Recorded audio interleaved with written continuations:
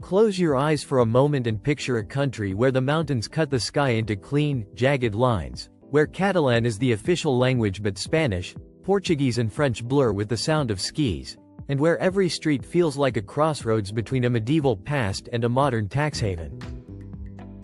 That little country is Andorra, tiny, intense, and full of stories. Today we go deep into the lives of the people who make it tick. The native Andorrans, the Spaniards who have woven into its towns, the large Portuguese community, the French influence, and the motley of residents, workers and second-home buyers who call this principality home. We dig into history, culture, why people move here, and what life, and the housing market, looks like for each group. The original mountain people have a quiet, resilient pride. For centuries, Andorrans lived in high mountain parishes, shaping a culture that's simultaneously Catalan in language and uniquely Andorran in custom, fiestas, communal life around the parroquia, and a tight attachment to land and local family networks. Historically, their story is one of survival, shepherds and subsistence farmers navigating harsh winters, then building terraces, stone homes, and the small Romanesque churches that dot the valleys. That rural, clan-like heritage produces a conservatism in property and land. Homes are often passed down, and ownership is as much about identity as it is about shelter. In recent decades, changes came fast. The tourism boom after the 20th century, winter sports, and duty-free commerce created new wealth and new pressures on housing. Young Andorrans now weigh the pull of tradition against international jobs and the rising local cost of living. Many stay because the parish connections and family networks remain vital. Others leave for education or careers abroad, often returning later with savings and different expectations about housing and lifestyle. When it comes to property, Andorrans gravitate to both the old stone homes near village centers and to newly built apartments in the towns where services and schools concentrate. Their relationship with housing is therefore a mix of preservation and pragmatic adaptation. Spaniards comprise the single largest foreign-born group in Andorra, and their presence here is the result of geography, economics and history. Proximity explains the earliest waves. Working across the border was natural in a place where Catalan dialects and culture cross the mountains. After World War II and into the latter half of the 20th century, Spaniards moved to Andorra for jobs in construction, retail, hospitality, and the growing tourism sector. Over time many settled, bought property, and raised families. The Spanish influence is visible in everyday life. Spanish can be the dominant language in many neighborhoods, Spanish media and food are easy to find, and family ties often span both sides of the border. Why do Spaniards continue to move to Andorra? The reasons are layered. Better salaries for certain sectors, lower tax burdens on income and savings, and a perceived higher standard of living within a secure, tidy state. For many Spanish families, buying an apartment in Andorra is an economically sensible investment and a lifestyle upgrade.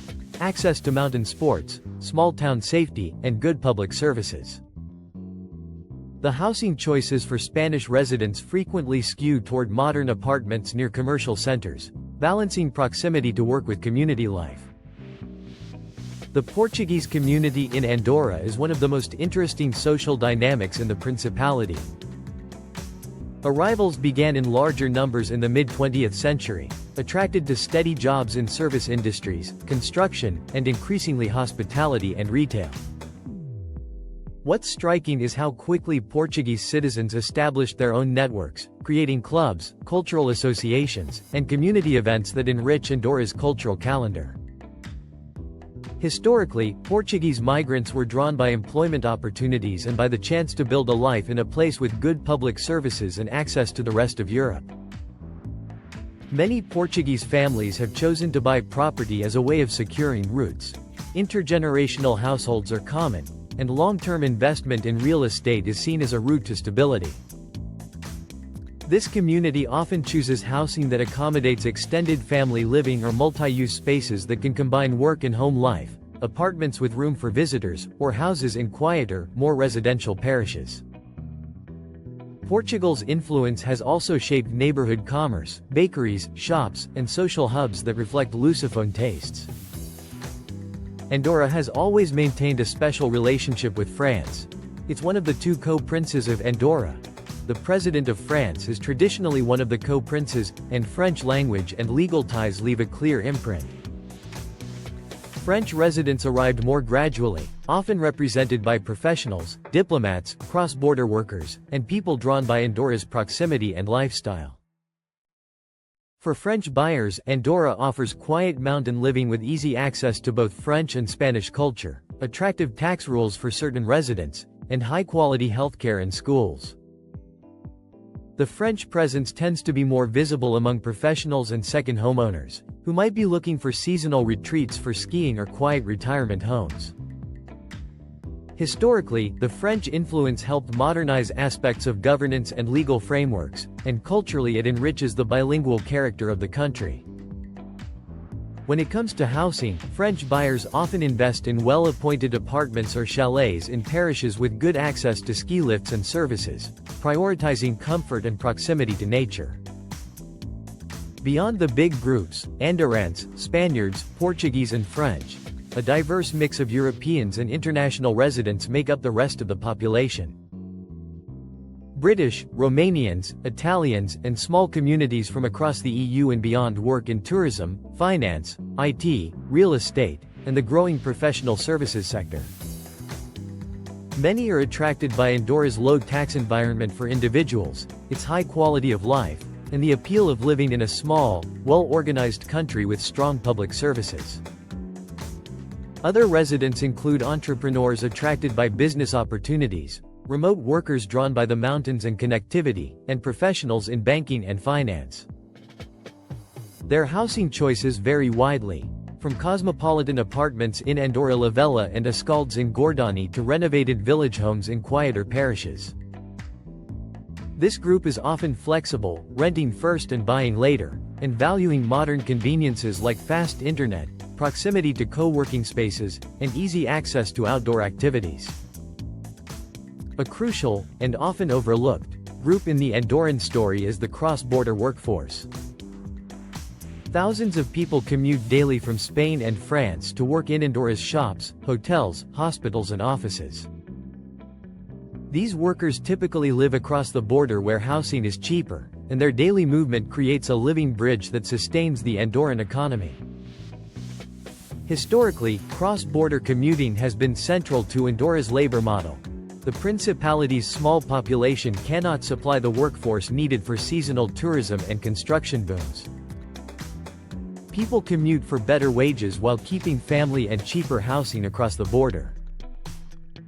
For many commuters, the dream is to save and eventually purchase property in Andorra, a hard but not impossible aspiration, which explains the steady demand for both short-term rentals and entry-level apartments. Andorra has carved out a niche for second home buyers and retirees seeking a mountain retreat with excellent healthcare and safety. These buyers often come from neighboring countries but increasingly from further afield.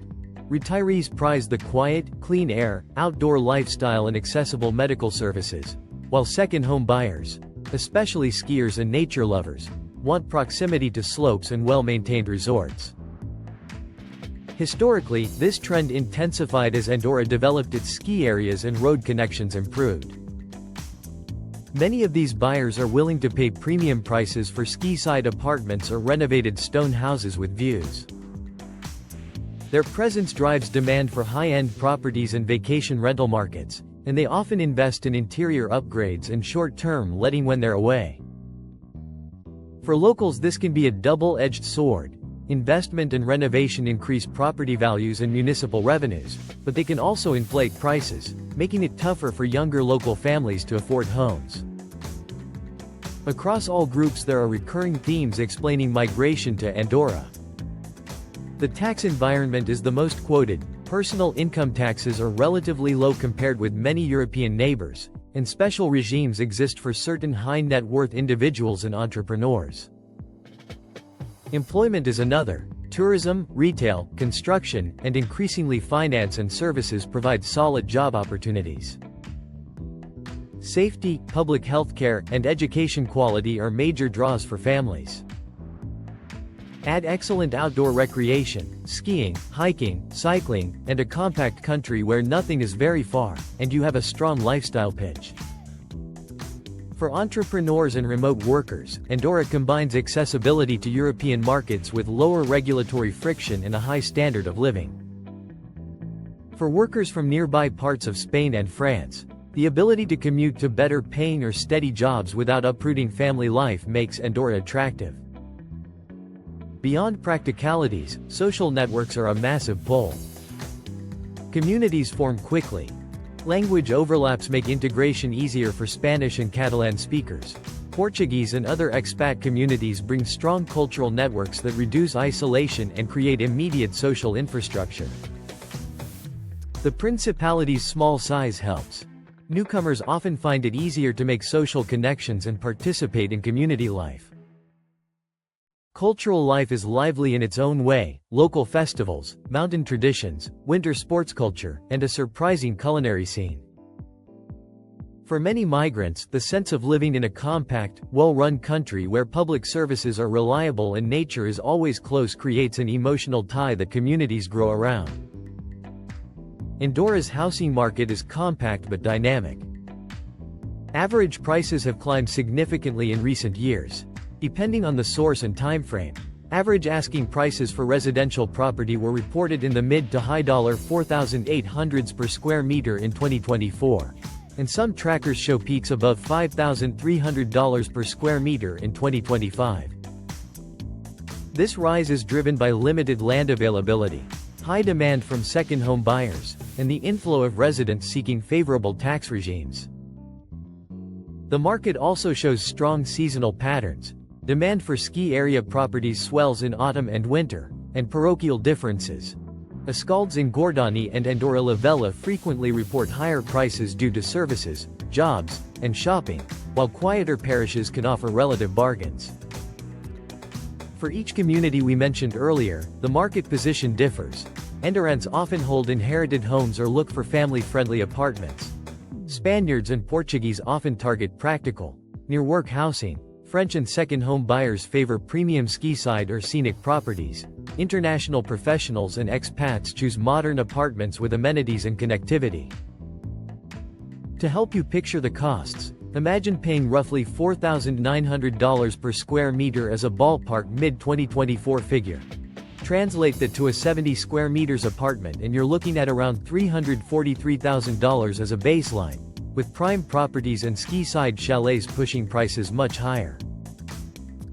Those numbers vary by parish and condition of the property.